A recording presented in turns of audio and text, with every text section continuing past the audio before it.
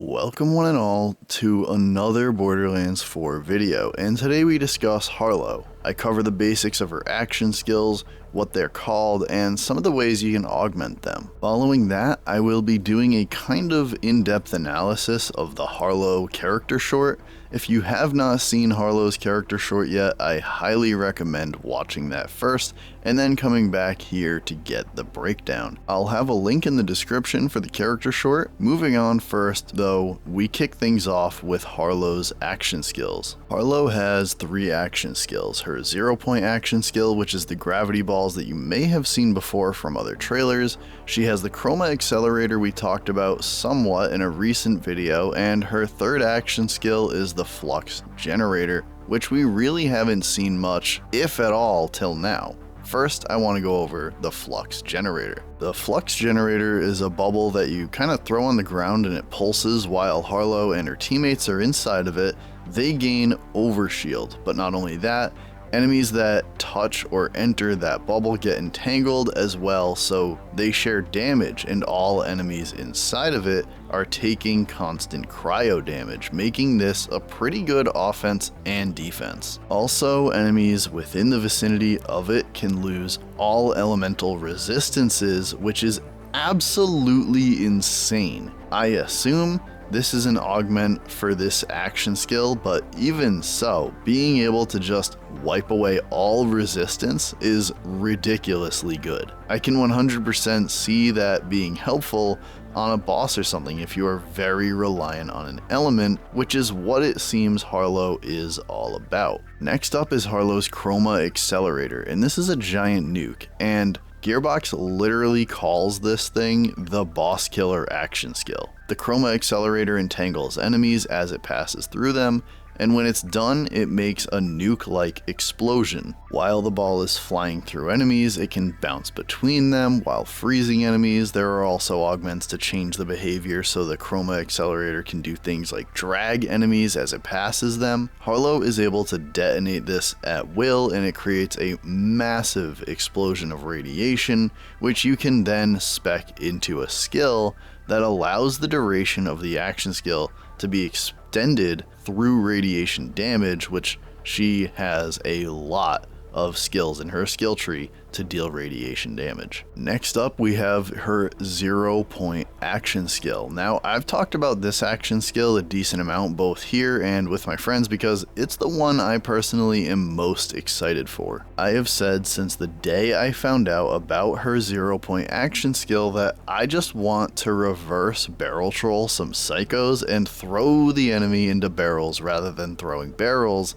into them. I can't wait for that, but you can do so much more with 0-point. This particular skill tree with 0-point seems to be all about stasis and slowing things down, which sounds pretty awesome. It can make singularities to bring all the enemies together, and you can slam them down, which can make a cryo explosion to freeze enemies. You can make it so critical hits slow enemies down. There is one augment that allows her shots to ricochet off that enemy onto all enemies in stasis, so it's like a guaranteed ricochet if you have enemies in stasis, and enemies that you critically hit become entangled. There is also an augment to give 0-point a healing burst, which heals you and friends. There is an augment to store damage, then it becomes a cryo explosion. This augment kind of reminds me a little of Athena's shield from pre-sequel, just because it stores the damage taken, but instead of damage dealt to you or your shield, it's damage dealt to the enemy. You can also throw the stored damage, but instead of a shield, it's an enemy you have in a bubble, and when that enemy slams into another, they will face a cryo explosion and either freeze or die. Now guys, this is a very basic overview of what Harlowe can do with her action skills, and an example of some of the augments gave by a Beyond the Borderlands number 9 video on the official Borderlands channel on YouTube.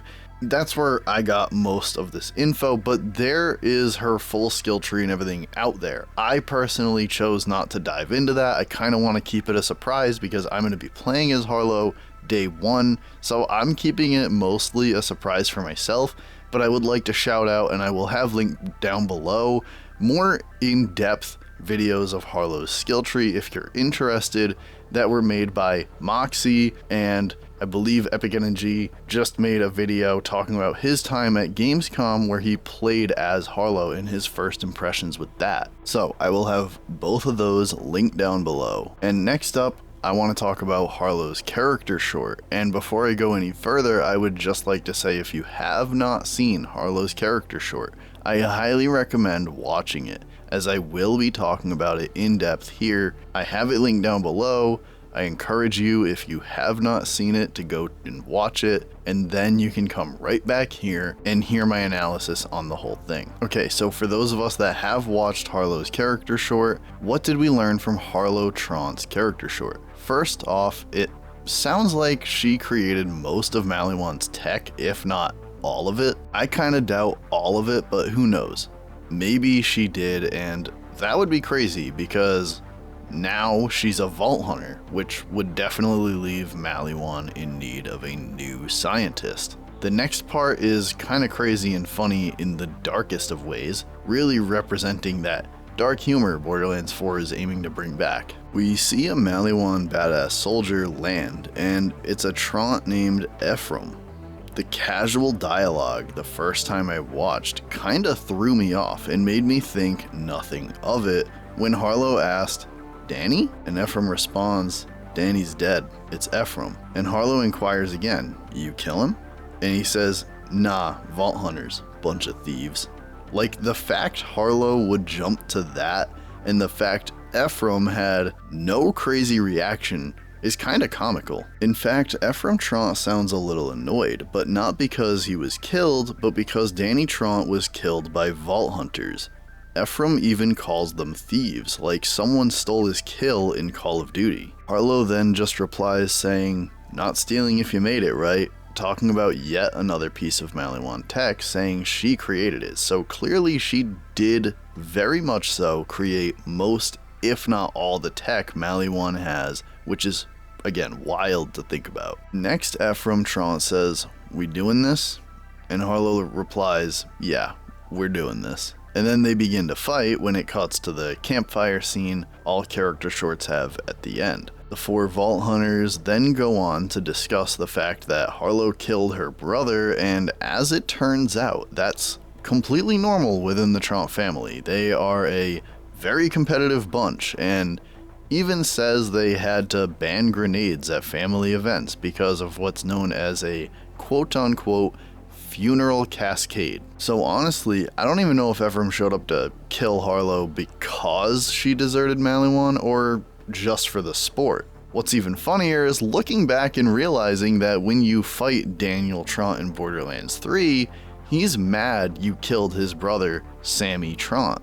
It's probably just because he never got the chance to do it himself. So that's the family dynamic of the Trant family, and certainly not what I expected. I've wanted a Trant DLC pretty much since the first time I beat the game, and now I wonder what that DLC would look like, because this dynamic changes a lot on how I see the Trant family and how they interact with one another. To be honest, I question if it could even happen, because if all they do is just fight each other, then what's the story? I'd still love to have a Trant DLC, it's just this really flipped things on its head for me.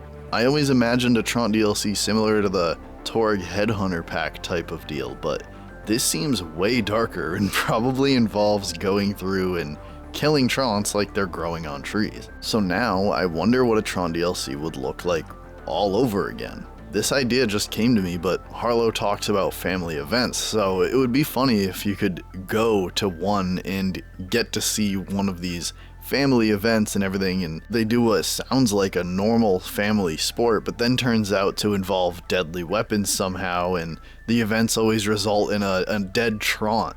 Just a one-off idea. I'm sure Gearbox would be much better at this than I am, but either way, I can't wait to play as Harlowe day one. I'm really hoping through her dialogue we get an occasional nugget of lore about herself and her family. We really don't have too much longer to wait until the game is here, and I am just super excited. Anyways, that's all I had for this video. If you liked the video, well, be sure to like the video. And if you enjoy Borderlands, then be sure to get subbed, because there is lots of Borderlands content coming. If you'd like to catch me live, be sure to tap the bell, as I don't have a consistent schedule. You can also become a member for $1.99 to support me and have some fun emotes to use and get priority reply in the comments. But with that, guys, I'll catch y'all in the next one.